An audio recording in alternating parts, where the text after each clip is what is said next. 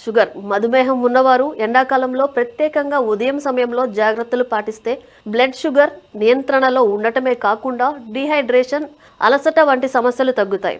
ఉదయాన్నే పాటించాల్సిన ముఖ్యమైన నియమాలు కొన్ని ఉన్నాయి. నిద్ర లేవగానే నీళ్లు తాగాలి.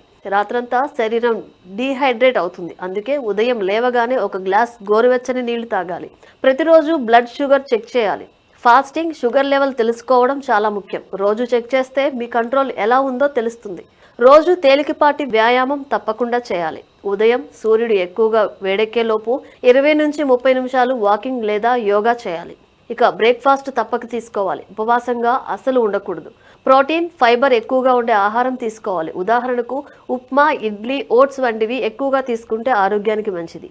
ఇక మందులు, ఇన్సులిన్ సమయానికి తీసుకోవాలి. డాక్టర్ చెప్పిన సమయానికి మందులు లేదా ఇన్సులిన్ తీసుకోవడం తప్పనిసరి.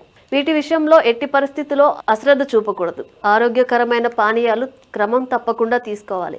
చక్కెర లేకుండా మజ్జిగ, కొబ్బరి నీళ్లు తీసుకోవచ్చు. ఇవి శరీరాన్ని చల్లగా ఉంచుతాయి. ఇక పాదాల సంరక్షణ చాలా కీలకం. డయాబెటీస్ ఉన్నవారికి పాదాల్లో గాయాలు త్వరగా మానవు.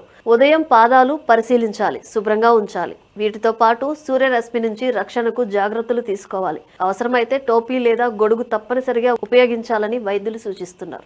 అలాగే వేసవిలో తీపి పదార్థాలు, జ్యూస్లు తగ్గించి రోజంతా తరచూ నీళ్లు తాగడం ఆరోగ్యానికి ఎంతో మేలు. తలతిరుగుడు, అలసట ఉంటే వెంటనే విశ్రాంతి తీసుకోవాలి.